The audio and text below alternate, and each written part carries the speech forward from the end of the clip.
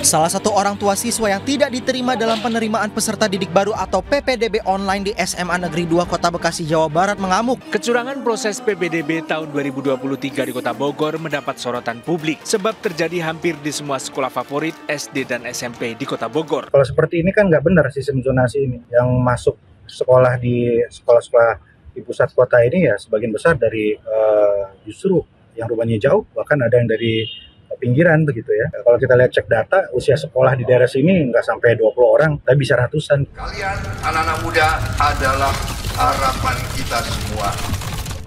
Teman-teman, akhir-akhir ini lagi ada kisruh tentang PPDB atau sistem penerimaan peserta didik baru. Karena adanya penyebabnya ini ada beberapa faktor sih, antara lain salah satunya itu dari pemerintah pusat yang menjadi acuan dari beberapa pemerintah daerah itu ditafsirin yang secara beragam nih. Mulai dari salah satunya seleksi berdasarkan usia ataupun ketidakjelasan parameter dari jalur prestasi, bahkan adanya manipulasi di jalur zonasi ataupun afirmasi serta peraturan turunan yang saling bertabrakan. Selain itu juga pelaksanaan PPDB ini nggak pernah ada audit jelasnya nih. Jadi itu dia yang menjadi kisruh ataupun yang menjadi masalah yang diperbincangkan akhir-akhir ini. Nah, kalau aku ngomongin sendiri rasanya kan nggak keren ya, karya kurang adanya validasi dan tentunya nanti juga kurang akurat gitu. Makanya aku sekarang udah mengundang pengamat sekaligus juga praktisi pendidikan di UHAMKA, yaitu bersama dengan Ibu Elin Riana. Selamat siang Ibu. Selamat siang, terima kasih udah ngundang saya ke sini. Iya dong Bu, pastinya.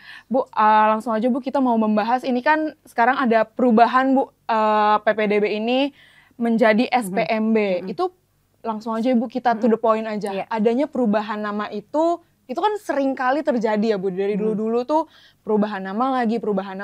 Itu apakah ada perubahan di sistemnya juga ataukah cuman formalitas perubahan namanya aja atau gimana nih Bu? Oke, baik. Sebelum kita bicara langsung masalah perubahan namanya ya, mungkin kita harus cermati dulu akar masalahnya. Kan ini masalah yang berulang setiap tahun. Ya. Dan itu sebenarnya berawal dari ketidaksesuaian antara banyaknya lulusan dari setiap jenjang pendidikan, misalkan lulusan SD, itu tidak setara dengan daya tampung yang ada di SMP. Begitu pula lulusan SMP tidak semuanya bisa ditampung di SMA atau SMK negeri ya, karena tidak memadai gitu kapasitas yang ada. Sebagai contoh kalau di Jakarta saja, itu hanya ada sekitar, saya baru baca tadi ya, saya cermati lagi, sekitar 47% lulusan lulusan SD yang bisa ditampung di SMP negeri. Begitu pula atasnya dari SMP ke SMA ataupun SMK itu sekitar 35%. Jadi otomatis yang lainnya mau tidak mau harus cari sekolah swasta gitu. Itu yang masalah ya. Di samping itu kalau kita lihat juga sebaran sekolah kan tidak merata. Ada kita temukan kasus namanya sebutnya blank spot. Ya, di mana ada anak yang tidak bisa kemana-mana karena rumah dia tuh jauh dari sekolah negeri manapun. Itu banyak kejadian seperti itu. Jadi memang harus kita cermati akar masalahnya di samping kualitas. Ya, kualitas sekolah juga kan tidak merata. Dari sisi kualitas guru, dari sisi sarana prasarananya gitu kan. Keterjangkauannya juga itu kan tidak merata. Makanya banyak orang tua, wajar orang tua dan anak pasti ingin mendapatkan pendidikan yang berkualitas. Ya kan, apalagi kalau di SMA, dia sudah di SMA atau SMK. Untuk masuk ke perguruan tinggi ada jalur melalui seleksi nasional berbasis prestasi yang dilihat dari raport. Nah, perguruan tinggi juga melihat juga reputasi dari sekolah. Otomatis mereka akan berusaha agar anaknya bisa sekolah di sekolah yang terbaik, yang supaya mereka bisa diterima juga di perguruan tinggi dengan lebih mudah. Jadi ada masalah seperti itu. Apalagi kita kan sudah bertahun-tahun, meskipun zonasi ini bukan saja zonasi ya, PPDB yang baru ini dengan adanya 4 jalur itu sebenarnya sudah sangat progresif. Ya, ada jalur sebutannya zonasi yang berbasis domisili gitu kan, ada jalur afirmasi untuk anak-anak dari keluarga tidak mampu ataupun dari anak-anak yang disabilitas, ada jalur prestasi, ada jalur perpindahan orang tua ya, kemudian diubah namanya menjadi jalur mutasi. Itu sudah sangat progresif. Ya, kalau kita bandingkan dengan di negara ada yang sangat strict gitu loh sistem zonasi atau domisilinya itu. Jadi mereka hanya bisa di sekolah tertentu. Kalau tinggalnya di satu tempat, maka dia hanya bisa ke satu sekolah itu saja. Ada yang strict seperti itu. Kalau di Indonesia sebetulnya sudah bagus, sudah sangat progresif. Jadi orang tua masih bisa memilihkan atau anak-anaknya juga bisa memilih beberapa. Ada pilihan 1 ke SMP mana atau SMA mana, pilihan 2 gitu kan, ada beberapa pilihan. Nah sementara ada beberapa tempat yang tidak seperti itu. Jadi kita juga sudah dinamis ya, dibandingkan dengan pada saat penyelenggaraan pertama, itu jalur zonasi itu mengalami penyesuaian kuotanya.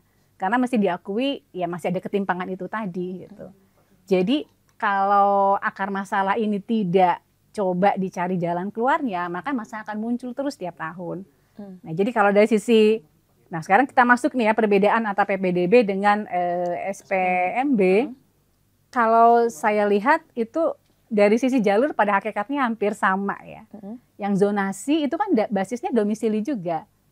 Ya kan kriterianya domisili juga, tadi kan diambil domisilinya ya, tidak gunakan kata zonasi lagi. Jadi sama, prinsip zonasi maupun domisili itu sama, yaitu mendekatkan antara domisili siswa dengan sekolah. Hanya mungkin nanti kriterianya yang akan berbeda. Ya, tapi kita belum tahu persis nanti kriterianya seperti apa. Kalau di PPDB kan dilihat dari jarak. Ya mana yang jaraknya lebih dekat dengan sekolah, maka dia punya peluang lebih besar untuk diterima. Tapi sebenarnya di daerah lain juga mereka makan penyesuaian-penyesuaian ya, nggak melulu menggunakan jarak. Nah saya belum tahu persis nanti apakah di SPMB ini akan menggunakan jarak juga domisilinya itu sebagai kriteria atau cara yang lain gitu. Ya memang kalau jarak tuh bermasalah juga sih. Kasihan kalau yang jaraknya agak jauh sedikit ya, bedanya berapa meter gitu kan, akhirnya nggak bisa diterima gitu. Itu jadi memang kalau menurut saya mungkin kita fokus kepada kriterianya ini. Jadi prinsipnya sama lah menurut saya. Antara zonasi domisili itu samanya kriterianya mungkin bisa diperbaiki. Tidak hanya jarak. Sebagai contoh saya ambil kalau di Korea Selatan, itu setelah dipetakan di mana misalkan suatu zona tertentu, nanti tidak dilihat dari jarak kriterianya, tapi diundi. Dengan menggunakan jadi secara random lah ya, kayak kita sampling begitu kan, jadi supaya semua yang ada di situ punya peluang yang sama untuk terpilih. Nah itu ada yang melakukan seperti itu, ada juga melakukan simulasi, ada dalam bentuk simulasi ya di Cina mereka coba nih, gimana kalau zonanya diperlebar sedikit jaraknya gitu ya, apakah lebih banyak yang bisa diterima, tapi mereka memilihnya dengan cara di lotre, secara random seperti itu juga alternatif, tapi kita apa bisa ya seperti itu ya dengan cara di lotre seperti itu ya, karena kan wah kayaknya kok nggak adil misalkan. Itu sebetulnya agar semuanya punya kesempatan yang sama untuk terpilih. Jadi ya kurang lebih seperti itu ya. Oh ya satu hal lagi ya, kan namanya berubah nih menjadi sistem penerimaan murid baru, menggunakan kata murid. Saya coba lihat di Undang-Undang Sisdiknas, namanya itu sebutannya memang bukan murid, bukan juga siswa, tapi memang peserta didik. Nah ini satu hal yang mungkin bisa dipertimbangkan juga apakah oleh tim legalnya di kementerian ya, apakah penggunaan nama ini tidak akan menimbulkan masalah. Saya bukan ahli hukum, jadi saya tidak paham gitu. Hanya tadi saya coba cermati lagi, oh memang istilah yang digunakan di Undang-Undang Sisdiknas adalah peserta didik. Kalau PPDB kan penerimaan peserta didik baru, jadi namanya sesuai dengan di Undang-Undang Sisdiknas. Nah kalau sekarang diganti menjadi murid, saya tidak tahu apakah itu akan jadi masalah atau bagaimana, itu untuk bahan pertimbangan saja mumpung permennya kan peraturan menterinya belum diterbitkan ya, masih sedang diproses gitu loh dalam proses penyusunan. Nah Bu, tapi kan tadi akar masalahnya itu adalah sekolah yang nggak bisa menampung murid yang sebanyak itu gitu. Sedangkan pergantian nama ini, pergantian peraturan dan sistemnya ini, apakah align sama akar masalah yang ada, Bu? Sebetulnya apa ya, belum menjawab sebetulnya persoalan yang mendasar ya. Tetapi kan saya pelajari juga bahwa nanti akan diperluas lagi ya dengan kerjasama dengan sekolah-sekolah swasta. Ya kan, itu salah satu cara yang cepat lah ketimbang harus membangun umpamanya gedung sekolah baru. Itu kan butuh waktu. Tetapi tetap sih ke depannya ini harus menjadi pemikiran para pengambil kebijakan juga ini untuk memperluas akses, karena bagaimanapun juga ya orang tua pasti masih ingin anaknya itu masuk sekolah negeri dulu, kecuali kalau dia memang sudah punya preferensi ke sekolah-sekolah swasta tertentu, apakah sekolah swasta berbasis keagamaan misalkan ya, atau ada punya keunggulan-keunggulan lain, ada international programnya dan lain sebagainya ya. Tapi ingat bahwa yang punya akses ke sana kan hanya dari keluarga yang mampu. Iya. Ini bagaimana nih kalau mereka yang tidak mampu? Nah, bagusnya saya lihat di SPMB ini afirmasi diperluas. Ya kan, ada persentase kuotanya itu ditambah. Ini satu hal yang positif nih dari yang kebijakan yang baru ya, menjadi lebih banyak lagi anak-anak dari keluarga tidak mampu ataupun yang ABK untuk bisa diterima di sekolah negeri. Tapi kita ingat juga ya, ini ada masukan nih ketika saya share tulisan saya di salah satu media tentang PPDB, itu ada yang komen, ini bagaimana dengan kami yang kelompok menengah? Kelompok menengah ini terjepit, dalam arti anak-anak mereka tidak bisa ikut melalui jalur afirmasi, ya, tapi dari sisi penghasilan mereka juga kesulitan kalau harus memasukkan anaknya ke sekolah swasta. Di samping itu juga kita tahu bahwa sekolah swasta itu kan sangat beragam juga kualitasnya. Ada yang memang sudah sangat bagus, yaitu menjadi alternatif ya orang tua yang lebih memilih ke swasta mungkin ketimbang memasukkan anaknya ke sekolah negeri. Ada sekolah swasta yang sudah langganan juga di SNBP, banyak lulusannya bisa terima di perguruan tinggi, apakah melalui SNBP, SNBT, jalur mandiri gitu kan, jadi sudah memiliki kepercayaan pada masyarakat. Tapi ini bagaimana nih dengan anak-anak yang anaknya tidak bisa dapat KIP gitu kan, tapi kalau mau sekolah di sekolah swasta karena tidak terima di sekolah negeri juga tidak mampu, ini juga perlu dipertimbangkan juga ya. Apakah kalau dia tidak terima kan, di situ rancangannya kalau yang ada di Jakarta yang saya pelajari, kalau tidak sudah ada namanya PPDB bersama.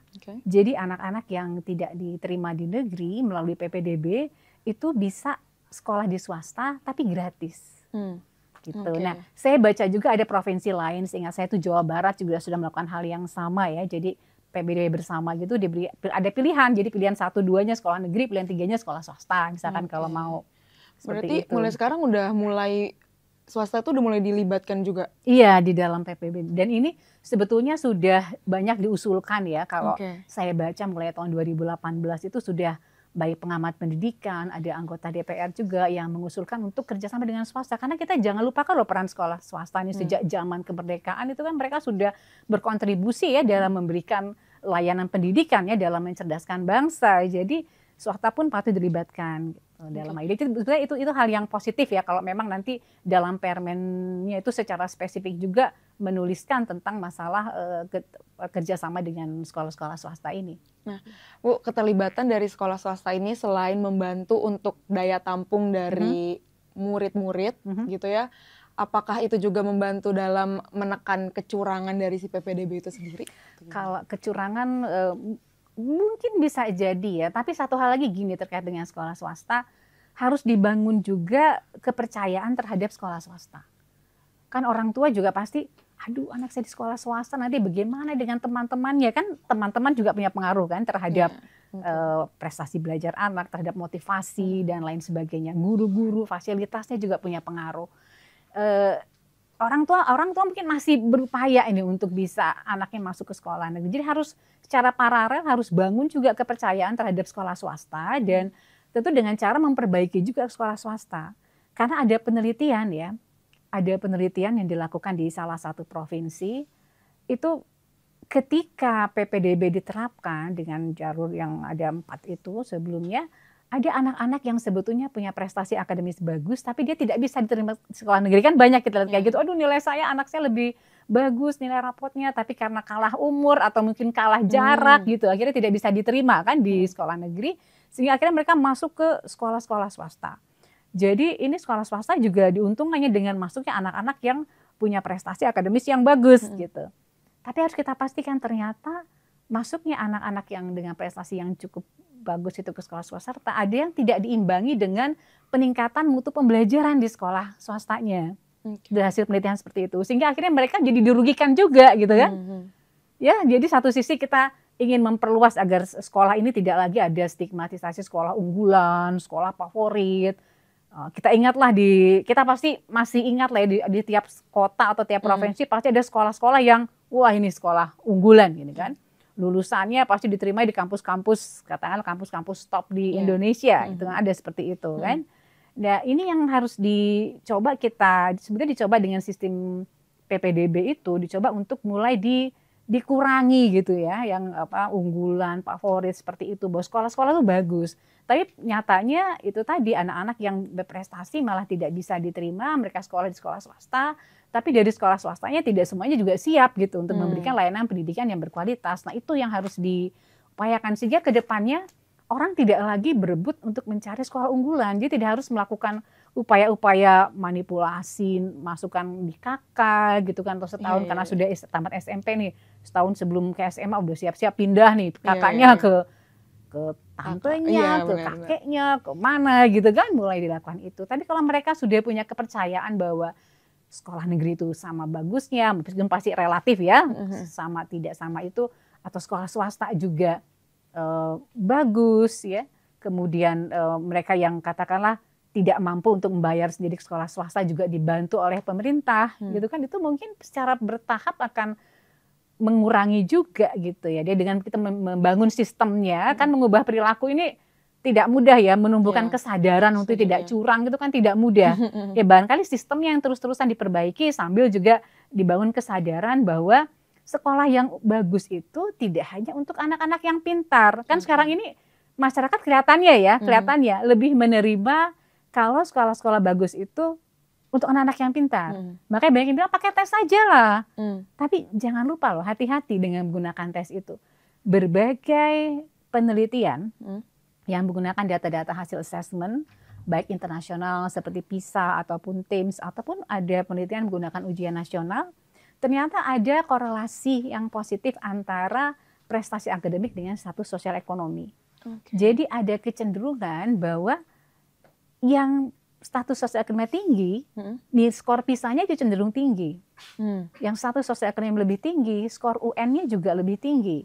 Sehingga akibatnya apa? Kita sudah lihat dulu ada sekolah-sekolah yang nilai UN-nya itu misalkan di atas 90 semua. Enak sekali ya guru yang ngajarnya ya. Karena inputnya sudah bagus dan selama bertahun-tahun sekolah itu menikmati predikat sebagai sekolah unggulan. Walaupun sebetulnya mungkin ngajarnya kurang lebih sama lah. Fasilitasnya kurang lebih sama, tapi inputnya yang berbeda. Jadi sampai ada teman saya seorang guru, itu dia bilang gini, coba kita tukeran. Saya yang selama ini ngurus anak-anak buruh, anak tukang cuci, anak pemulung, saya coba ngajar di sekolah yang nilai UN siswanya itu ketika masuk di atas 90, guru-guru di sekolah itu ngajar di sekolah saya. Gimana ini? Ya, jadi ya itu joke-nya dia, candanya dia ya. Artinya apa? Kita juga hati-hati nih kalau misalkan entah memperbesar kuota prestasi, jangan sampai nanti di kuota prestasi itu lebih banyak didominasi oleh anak-anak dari keluarga yang lebih tinggi secara sosial ekonomi. Ya, karena kalau lihat dari data dari data BPS di statistika pendidikan, sampai sekarang itu kecenderungannya adalah makin tinggi status sosial ekonomi, maka makin besar juga peluangnya untuk melanjutkan pendidikan tinggi. Nah itu yang mesti diwaspadai juga gitu. Bu, tapi kan emang sebenarnya nggak bisa dipungkiri juga ya Bu ya, antara status sosial ekonomi yang terlalu tinggi sama yang terlalu rendah itu kan emang nggak bisa dipungkiri, nggak bisa disatuin gitu Bu. Bukankah emang ini juga sebenarnya agak sedikit nyambung sama sekolah unggulan tadi sih. Penting juga, ada perlunya juga nggak sih ada sekolah unggulan yang jadi mungkin satu di satu kota gitu, yang jadi sekolah unggulan buat dia mungkin jadi acuan buat sekolah-sekolah lain gitu. Itu di satu kota itu perlu nggak sih Bu sebenarnya? Tergantung kalau dia apakah didesain untuk melayani anak-anak yang secara umum saja, atau barangkali untuk mewadahi anak-anak yang masuk berkebutuhan khusus tapi pada spektrum yang di atas gitu, yang IQ-nya sangat tinggi. Gitu. Apakah seperti itu? Hanya sayangnya saya bukan ahli di bidang itu ya. Hanya kalau secara umum kecenderungannya seperti itu. Kalau kita menggunakan seleksi berdasarkan prestasi akademis, maka itu akan menguntungkan anak-anak dari keluarga yang lebih berada. Karena mereka kan punya fasilitas dukungannya macam-macam ya. Mereka mungkin sudah anaknya pinter, gizinya bagus, kemudian mereka bisa ikut bimbel sehingga nilainya atau les privat sehingga nilai rapotnya selalu tinggi. Kalau misalnya mereka pakai tes, mereka akan unggul dan mereka lah yang akan mendapatkan kesempatan lebih besar untuk sekolah-sekolah di sekolah-sekolah negeri gitu. Nah makanya Sekarang itu kan gimana caranya kita memperkuat semua sekolah gitu ya, gimana pemerintah berupaya untuk meratakan layanan pendidikan karena itu adalah hak. Ya kalau kita lihat di Undang-Undang Siditas pasal 5 ayat 1 dikatakan bahwa setiap warga negara itu berhak atas pendidikan yang bermutu.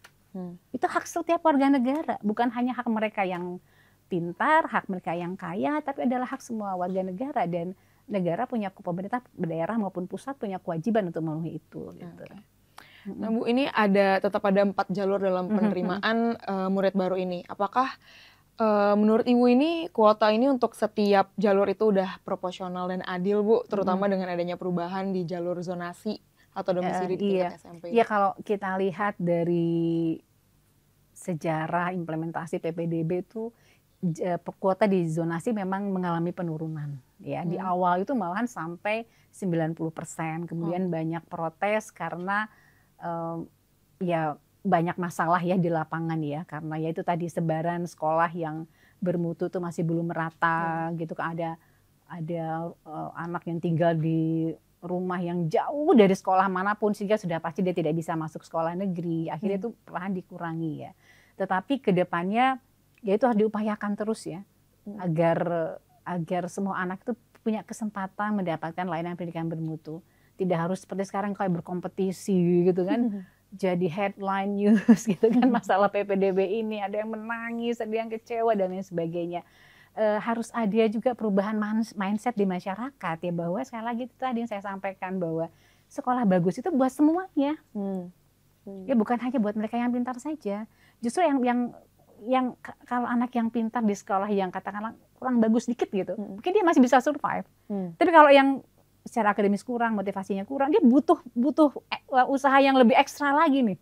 Butuh guru-guru yang memang mencintai profesinya gitu loh. Yang betul-betul ingin mencoba menumbuh kembangkan potensi anak ini, dan itu upaya yang luar biasa. Nah, Ibu kalau jadi kuotanya sih, saya kembali tadi kuota tadi ya, itu saya apresiasi lah, terutama ada peningkatan di afirmasi. Ya, afirmasi menjadi lebih tinggi dibandingkan dengan yang sebelumnya. Tapi ini kan juga dinamis ya, tergantung dari kondisi di lapangan gitu nanti implementasinya. Karena bisa jadi ada satu daerah yang, ternyata mayoritas itu udah mampu semua, umpamanya kan bisa jadi kayak gitu. Sehingga mungkin kuota itu tidak harus seperti yang disebutkan di Permen umpamanya ya. Jadi ya, kita lihat juga kondisi daerah yang sangat beragam ini, di Indonesia yang sangat luas ini. Gitu. Kalau berarti Ibu sendiri melihat adanya perubahan ini dari PPDB menjadi SPMB ini, harapan terhadap adanya perubahan sama apa yang kira-kira perlu ada di regulasi baru ini apa Bu? Kalau dari Ibu sendiri? Ya, pokoknya harapan saya tentu saja pendidikan bermutu itu harus untuk semuanya gitu ya. Pendidikan itu harus untuk siapapun saja siswa itu dari kalangan manapun ya, dia harus punya kesempatan untuk mendapatkan pendidikan yang bermutu. Dan pada saat yang sama tentu saja saya sangat berharap ini pada pemerintah pusat dan daerah untuk berupaya semaksimal mungkin untuk memenuhi layanan pendidikan yang bermutu, agar semuanya ya bermutu untuk semuanya gitu slogannya kan, bermutu untuk semua, bukan hanya untuk kalangan tertentu. Dan jangan sampai ada dari kebijakan ini yang lebih menguntungkan satu kelompok tertentu ya. Tapi saya pikir dengan adanya 4 jalur ini sudah sejak dulu ya sudah bagus, karena dia mengakomodasi misalkan afirmasi itu memberikan kesempatan pada anak-anak dari tidak mampu dan ABK. Kemudian dari katakanlah zonasi ataupun domisili ini kan memberikan peluang pada siapapun dari berbagai latar belakang ya. Meskipun tetap harus hati-hati dengan domisili ini, karena misalkan kalau ada satu sekolah yang mayoritas di situ masyarakatnya cenderung homogen, apakah semuanya itu cenderung berkecukupan ataupun sebaliknya, nanti sekolahnya malah tidak heterogen lagi gitu loh. Jadi ini benar-benar mesti dicermati ya, kasus per kasus, tidak bisa semuanya dilihat secara general saja gitu. Kemudian kita juga punya jalur prestasi, ini juga untuk mewadahi anak-anak yang berprestasi baik akademik maupun akademik. Jadi kemudian ada jalur mutasi ya, meskipun itu kuotanya kecil kan, hanya mungkin kalau memang orang tuanya harus pindah. Nah ini gimana dia dengan sekolahnya ya, diberi wadah juga. Jadi sebenarnya sudah progresif lah dibandingkan dengan di negara-negara yang strict berdasarkan domisili saja. Nah, makanya sekarang kecenderungannya sudah mulai mereka juga mengakomodasi yang namanya itu school choice. Jadi agar memberikan peluang pada orang tua untuk memilih sekolah ya, terutama kalau misalkan di daerah di mana dia tinggal itu tidak ada sekolah yang bagus, dikasih peluang, misalnya dengan sistem voucher. Ya untuk anak-anak yang tidak mampu. Jadi mereka dikasih voucher supaya mereka bisa bayar mencari sekolah yang lain untuk bayar di sana di sekolah swasta gitu. Ada vouchernya juga. Jadi seperti yang kita terapkan kan ada beberapa pemerintah provinsi yang sudah memberikan bantuan untuk membayar SPP di sekolah swasta gitu. Jadi melihatnya memang mesti komprehensif ya. Kita tidak bisa berharap bahwa perubahan satu sistem akan menyelesaikan semuanya, tidak. Ya jadi sudah banyak simulasi-simulasi dilakukan di berbagai negara, mereka coba mengubah kriteria, ternyata selalu ada saja yang tidak diuntungkan.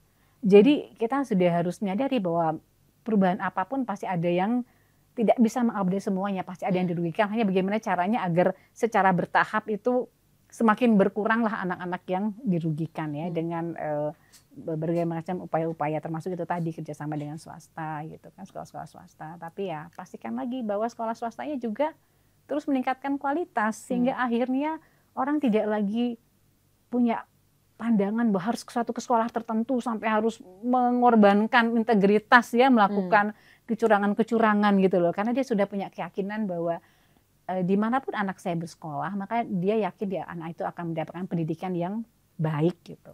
Itu yang diupayakan. Bu, tapi sampai sekarang tuh masih banyak nggak sih anak-anak kalau kita ngomongin orang tua yang protes kayaknya udah gitu. Tapi kalau anak-anak yang protes tentang zonasi ini masih banyak nggak sih? Ada.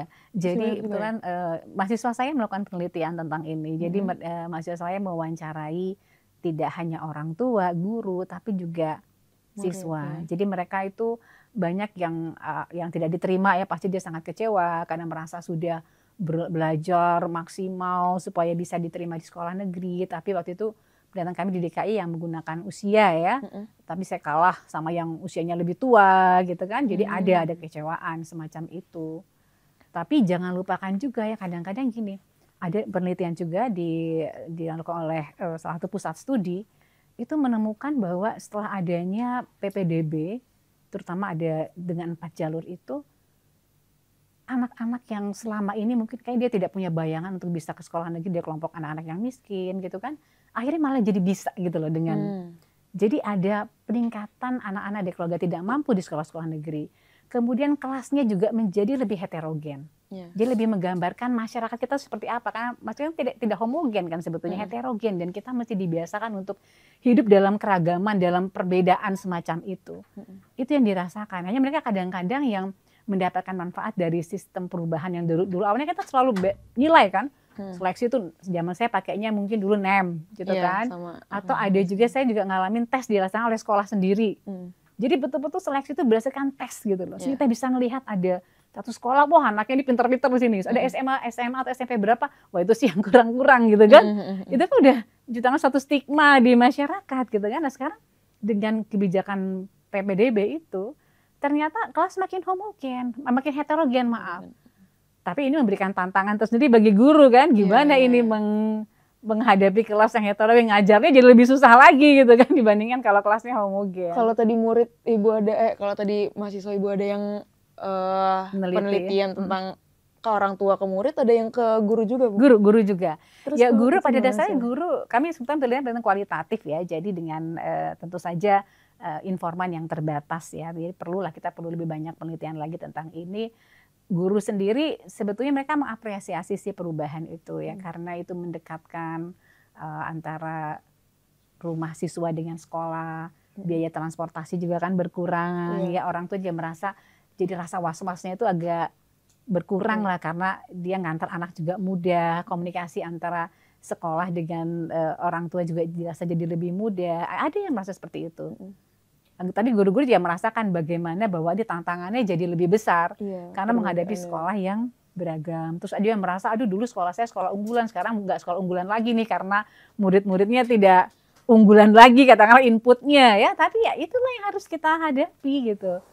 Ya gimana caranya memberikan pendidikan bagi semuanya, yang bermutu bagi semuanya. Soalnya jujur aja waktu aku masih SMA, itu juga pas banget setelah aku lulus, 1 tahun di bawah aku itu langsung zonasi. Jadi, nah sekolah aku juga dulu terkenalnya di Bekasi sih. Sekolah unggulan Sekolah gitu lumayan kan. unggulan Iya, gitu. Jadinya iya. pas aku keluar tuh lumayan kayak Waduh, untung sekolahnya aja. udah untung ya masih ini Aku masih jadi sekolah unggulan jadi ya. sekolah Iya. unggulan karena pas aku masuk lagi ke sana pas udah jadi alumni tuh emang lumayan kelihatan heterogennya Perubahannya sih. Iya, heterogen ya. perubahannya Memang lumayan kelihatan. ini perubahan yang tidak mudah ya, perubahan Iya. cara pandang Iya, ya. dan Cara semoga- pandang itu yang bertahap, tapi sekali lagi ingat bahwa setiap anak berhak atas pendidikan yang bermutu gitu. Iya. Jangan sampai suatu sistem malah membuat mereka mendapatkan pendidikan yang tidak bermutu. Itu yang harus diupayakan terus. Siap. Oke Ibu, terima kasih untuk Sama-sama. perbincangan kita hari ini.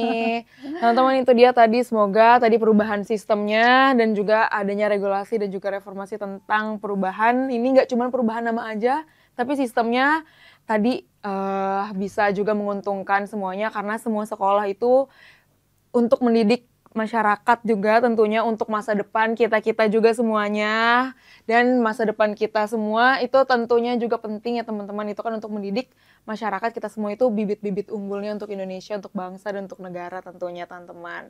Oke, itu dia. Kalau kalian mungkin masih mau nanya-nanya tentang sistem PPDB itu apa, sistem SPMB itu apa, itu masih belum teman-teman, masih proses semuanya, masih berjalan dalam pencatatan, semuanya belum jadi, belum fix juga, maksudnya belum ada aturan tertulisnya. Kalaupun kalian ada yang mau nanya-nanya boleh mungkin di komen. Nanti kita akan bahas lagi mungkin sama narasumbernya atau mungkin berbeda. Lihat nanti aja teman-teman, tapi tetap saksikan. Thank you juga yang udah saksikan podcast kali ini bersama dengan aku. Jangan lupa saksikan podcast-podcast lainnya. Dadah, see you teman-teman.